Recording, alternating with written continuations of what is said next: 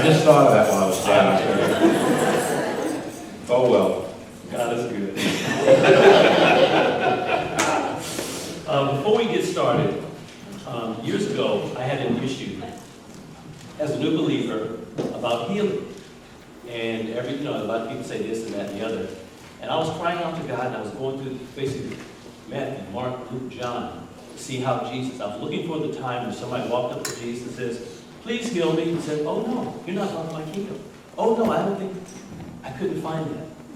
And then God spoke to me and said, Derek, look at your hands. Now you can't see it, but I have a scar here, 3 stitches that went in here. There's a right across here, basically I got a box cutter cut it open, and that's healed. Right, recently, this right here, you can't see that, but if you get closer, you can see it. There's a cut there, and it's healed. Right here, a copier fell on me and cut in here. So God said, look at your hands. I have put in your body my will. So if you're ever confused, just look at your hands. The Bible does say about Jesus Christ we're healed, but he gave me something that I guess, okay. You do have some people that have blood issues, that they don't coagulate right, but that's the exception, not the norm. Let's pray. Father, we thank you so much for your goodness and your mercy. We thank you that you love us. We thank you, Lord God, that you have purpose and plans for each one of us. And Father, we thank you, Lord, that we are here with you. I yield myself to you, Lord God. I'm asking you to speak through me to usher people. And we bless you for this in Jesus' name. We're going through the book of John. And I like John. I look forward to meeting him one day. But I'm going to read the scripture, John 22 through 36. And maybe this is what Pastor Tom was talking about, falling asleep. I'm trying to read it kind of excited, like so you don't fall asleep. John 3:22. After these things, Jesus and his disciples came into the land of Judea, and there he remained with them and baptized. Now John was also baptizing Aenon near Salem, because there was much water there, and they came and were baptized. But John had not yet been thrown into prison. Then there arose a dispute between some of John's disciples and the Jews about purification. And they came to John and said to him, Rabbi, he who was with you beyond the Jordan, to whom you have testified, behold, he is baptizing, and all are coming to him. John answered and said, a man can receive nothing unless it has been given to him from heaven. You yourself bear me witness that I said, I am not the Christ, but I have sent before him. He who has the bride is the bridegroom. But the friend of the bridegroom, who stands and hears him, rejoices greatly because of the bridegroom's voice. Therefore, this joy of mine is fulfilled. He must increase, but I must decrease. He who comes from above is above all, and he who is of the earth is earthly and speaks of the earth. He who comes from heaven is above all. And what he has seen and heard, that he testifies, and no one receives his testimony. He who has received his testimony has certified that God is true. For he whom God has sent speaks the words of God, for God does not give the Spirit by measure. The Father loves the Son and has given all things into his hand. He who believes in the Son has everlasting life, and he who does not believe the Son shall not see life, but the wrath of God abides on him. So this right is, I like the story. It's one of those interesting things. And there's a part where I need you to put your Jewish glasses on so you can understand the concept. So basically, I do like the part that says, because there was no water there. That was a very, because there was water there. They're going to baptize people, and they went to a place where there's a lot of water. Now that seems like common sense, right? If there was little water, it'd be hard to baptize people. But it's practical. Kind of like Pastor Tom said, okay, there's some things that you and I should do practically. Wash your hands. That's how many when you were a child, your parents said, wash your hands? Okay, most of the hands you were taught from a child to wash your hands after you use the restroom, after you come from outside. So that's general information, practical information. That there's a lot of water there, that's kind of common sense practical. But again, there's some common sense things. Sometimes we over-spiritualize everything. Sometimes you just need to put on a coat when you go outside. Right? If the temperature has dropped a little bit, you might need to put a jacket or coat on, just because that's common sense. Lord, do I need to put a jacket on today? It's 47 degrees outside. I'm waiting for, no, that's common sense. So this is a very practical situation. There's a lot of water, they're baptized. That was a good place to do it. For John had not been thrown into prison, and there arose a dispute between some of John's disciples and his Jews about purification. So now we're going to put on our Jewish glasses to kind of see what were they talking about. Inside of Judaism, if you went back to Leviticus, you actually find that there's a part where they actually had to cleanse themselves. You did this, you had to cleanse yourself. You did this, you had women time of the month, you had to cleanse yourself before you can go into the temple. There's things like that went on there. So inside of Judaism, especially if you look at your conservative, Orthodox, they still do it. There's a little word right here, T-V-I-L-A, Tevila. That's part where you actually immerse yourself, and it's part of the ritual purification. Okay, so that was going on before John showed up and was baptizing out there. So now the Jews are saying, you're doing it out there. Also inside of the word, there's a part where the water has to be running, not still. I know a lot of our baptismals will do like a still. Inside of Judaism, and from what they see in Leviticus, the water has to be moving. So they actually create little things that have moving water for you to be immersed for your purification. So you have John out here baptizing people. And so they're looking at that and saying, and they're comparing the purification. They're discussing, kind of like us church people. Was it pre-trib or mid-trib? Tongues, not tongues. I mean, we do this, and they do the same stuff here. And so that's what's going on. And then this new kid comes on the block, and they're doing it over there too. So I really like it. Some of us, let's go for it. And they came to John and said, Rabbi, he who is with you beyond the Jordan, to you whom you testify, behold, he is baptizing, and all are coming to him. So basically what's happening is, initially everyone was coming to John. John's out in the wilderness. He's drawing big crowds. People are repenting, getting water baptized. One day Jesus comes, he gets water baptized, and now everybody's going over there. Everybody used to be at your store, now everybody's at his store. And so they're coming in and saying, wait a minute, there's something going on here. Now John, I like about it, because he understood. Now one of the problems with a lot of us, I'll try to slow down a little bit. A lot of times we don't know what we're supposed to be doing. We don't know what we're called to do. We don't know what God has designed us to do. And so we get jealous, we get all these issues, as opposed to saying, Lord, what did you call me to do? What am I supposed to be doing in this season? John was very clear about what he was supposed to do. His whole mission was to introduce the Messiah. In the wilderness, he pointed. He was very clear about that. Because he was clear about that, there was no issue when Jesus started getting center stage. In church, none of you, wink, wink. But sometimes other people get a position. Someone gets the blessing. Someone gets the ability to this or that and the other. And you get jealous. You get a little insecure. But if God didn't tell you to do that, if that's not your assignment, you should be coveting that anyway. The C word, coveting. We shouldn't be wanting something that God has not said this is for you to do. But John is very clear. Now his disciples, it'd be the same as, most of us would be very protective of Pastor Tom, right? Yes. Yeah, Pastor Tom, don't mess with him. So that's kicking up with the disciples. And they're upset. The one that you tested, he's over there and people are going to him. What's up with this? They're ready to throw down.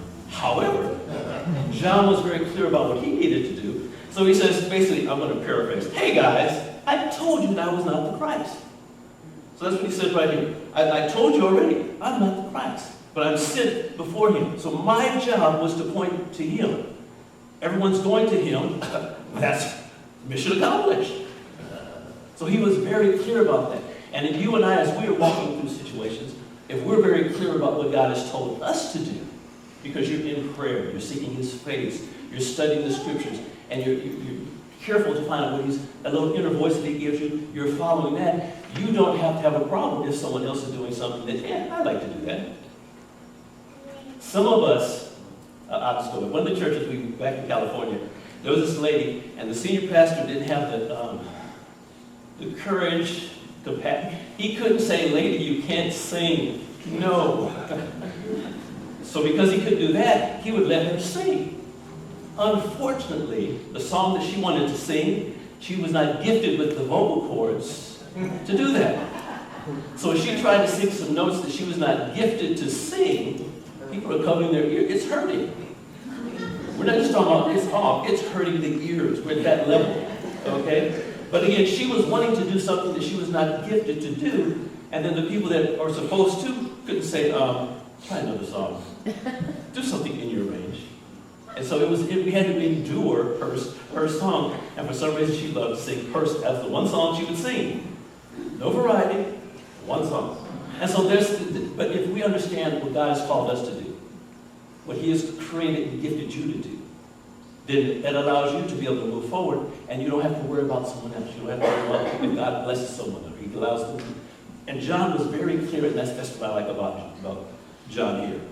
He goes on to say, therefore this joy of mine is fulfilled. His task, he had accomplished his goal.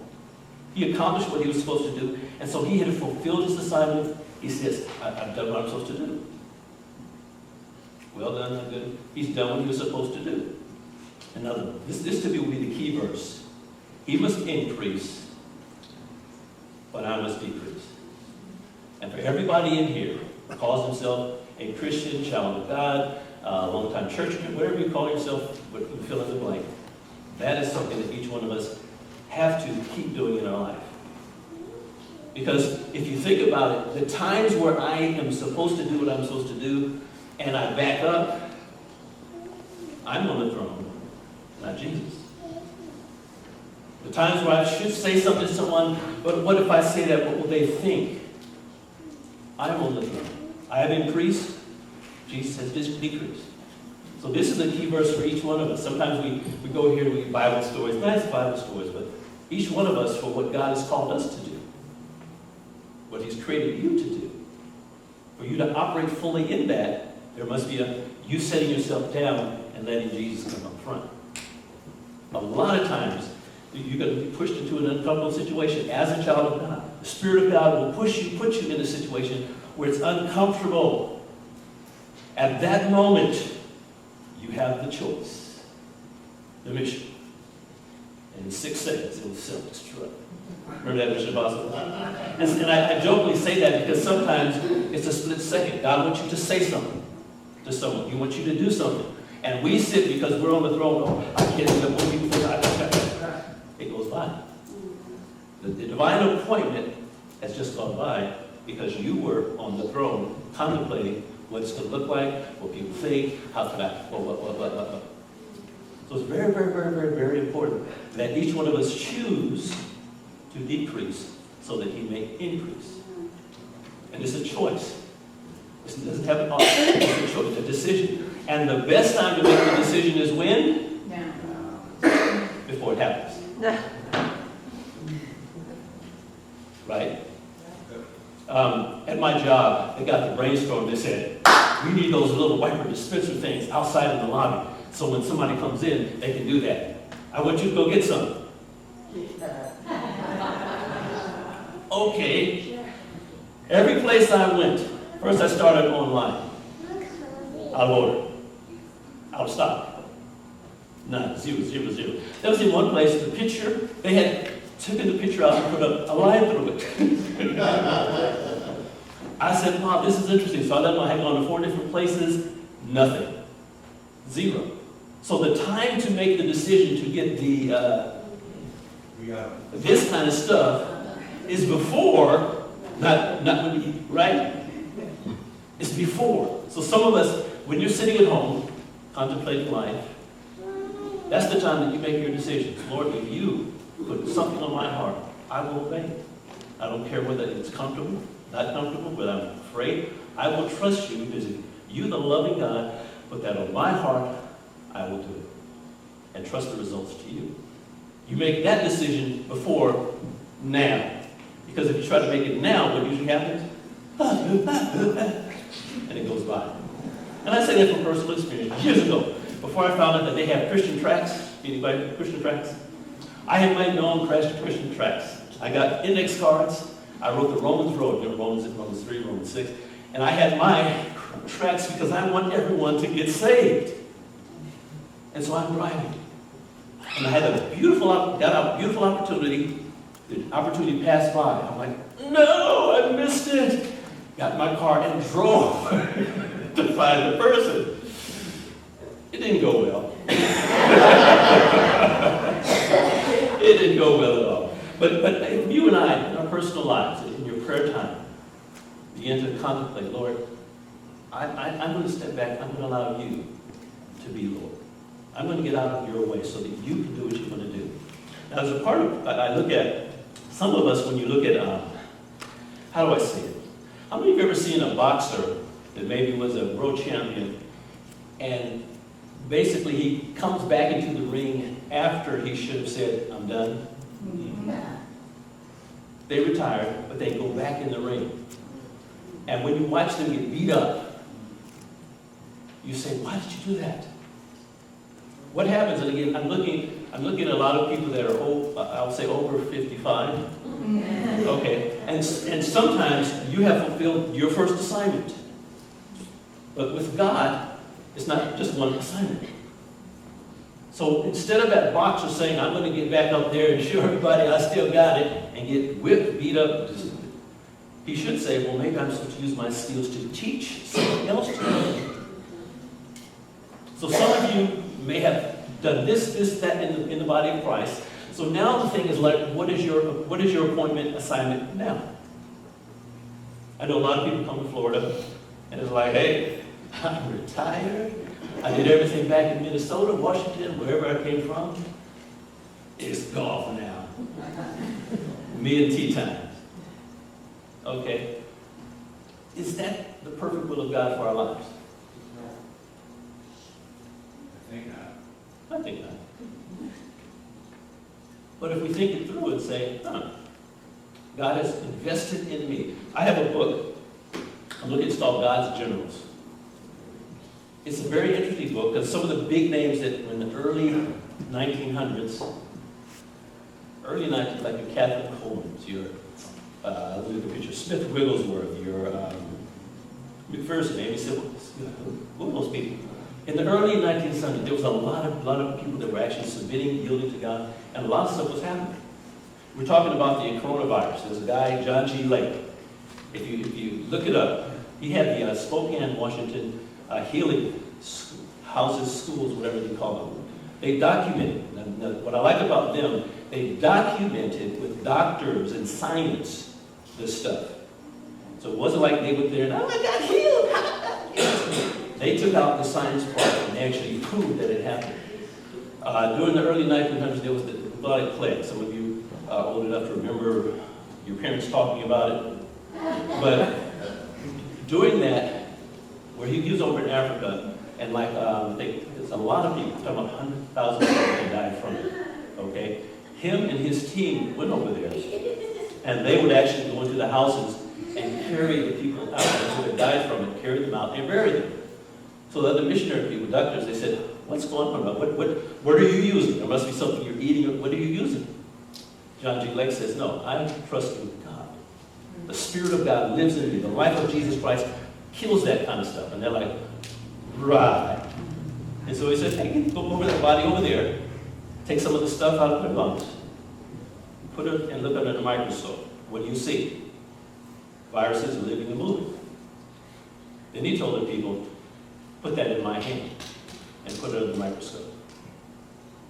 They watched it. As soon as it hit his hands, it died. The virus died. And he basically said, I believe the Word of God. Okay, so when you hear that kind of stuff, it's like, oh, that's a completely different twist. I don't see that on Fox. I don't see that on CNN. I don't see that on Oprah or whoever.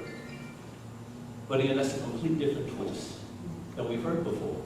But again, some of us as believers, God wants to use you in a mighty way. Because you're not limited by fear. You're not concerned about what the devil is saying. You're saying, Lord, I'm going to take you at your word. So when I look at this, I'm looking at all these people, mighty men and women of God. What happened? What are we doing in the church now? Because some of us, and again, this is kind of off base a little bit, but some of us are actually waiting for God to do something. And God says, I've already equipped you. I've given everything you need to do what I've called you to do. And so now the next assignment, we should be saying, Lord, what's the next assignment? Back in California, I'm originally from California, for those who don't know. We had a lot of ministry that we did back there. There are kids there that are now married with kids. I went to this one situation. I had invested in this ministry, and the mother had been talking to the kids about this Teacher Derek. They called me Teacher Derek at one time. And so, 14-year-old boy walks, so you're Teacher Derek? Like, yes. How do you know me? But my point is, we did a lot of work back there. So when we come to Florida, we can say, we've done our deal. We've done ministry, we've helped people, blah, blah, blah. But like the thing is like, Lord, what do you have us now in Florida to do? See, in the kingdom of God, there's no retirement. Well, actually, retirement will be Jesus. But now, we're just saying, Lord, what would you have me to do? Now, some of the people, again, that when I went over to Walmart Saturday morning, I just wanted to see what had happened. The shelves were empty. I went on to the place where you have your wipes and stuff like that. Shelves were empty. I even went to the travel section. You know, sometimes they have little trips. They're all gone. Dollar Tree, all gone. Some of those people don't have what you have. See, I have a confidence in Jesus that He's going to protect me and keep me. Some of you have that same thing. God can use you to minister to them because they are in fear. They are in fear. But you have hope. I have hope. And so just to kind of wrap it up and move back into there, John understood his position. John did what he was supposed to do. And he understood at a certain point, I've got to push Jesus forward. So as we do our good stuff, as we reach out, we need to be saying, tell everybody it's Him. Sometimes we take the credit. When in reality, the Spirit of God told you to go say something, go do something. It ministered life. You prayed over them to Him. And we need to actually connect the dots. It's Jesus. It's Jesus. You're such a good person. Oh, stop. Before Jesus got a hold of me, when I was in full control, you've got to give Him some credit here. He is at work here. Moving forward toward the end, it says, all things. Jesus has been given over everything. He even has your life in the palm of His hand. Where it says there, He's been given, all things have been given to His hand. You and I are part of the all things in His hand. My destiny, your destiny is in His hand. So it's best to say, Lord, what is your plan for me? And he who believes the Son has everlasting life, and he who does not believe the Son shall not see life, but the wrath of God abides on him. So basically, if you believe in Jesus Christ, you have life. If you choose not to believe in Jesus Christ, you don't have life, and the wrath of God is on you. And if you and I as believers thoroughly understand that, the people that we interact with, I don't believe in God. I don't. Those people, compassion, Lord, have to help that person. Help them to understand. Help open up their heart. Mercy should intercede for them instead of get upset. See, if you're on the throne and somebody rejects your concept, you get upset. You get offensive. But are they rejecting you?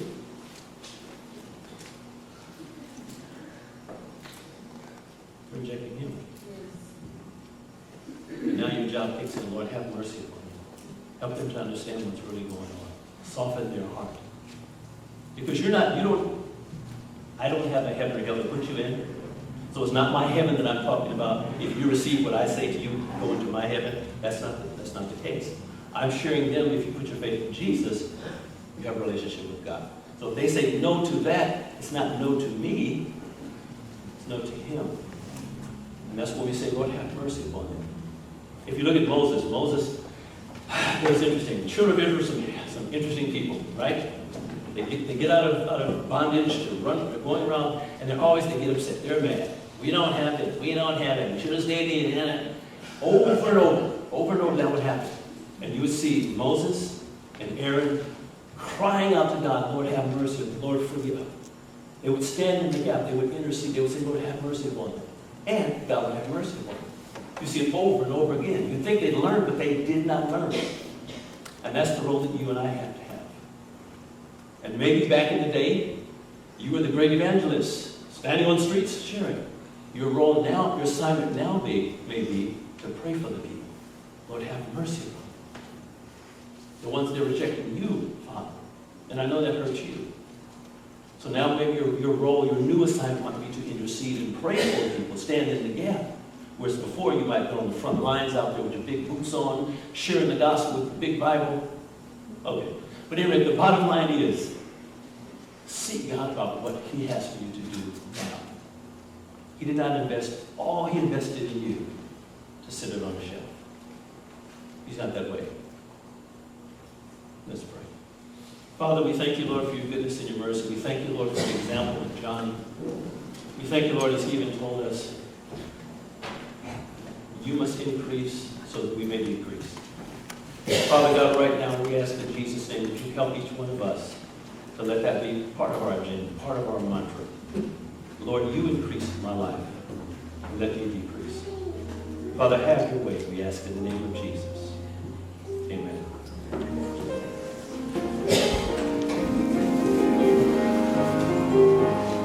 Stand with me. Stand with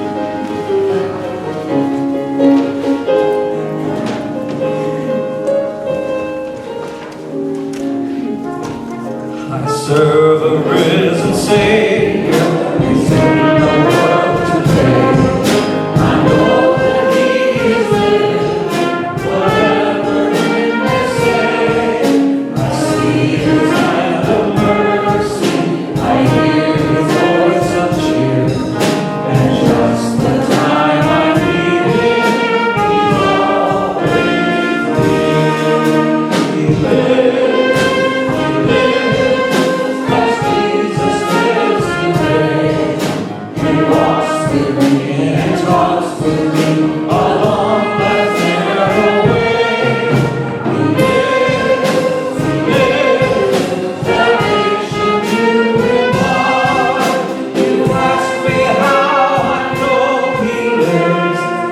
He lives.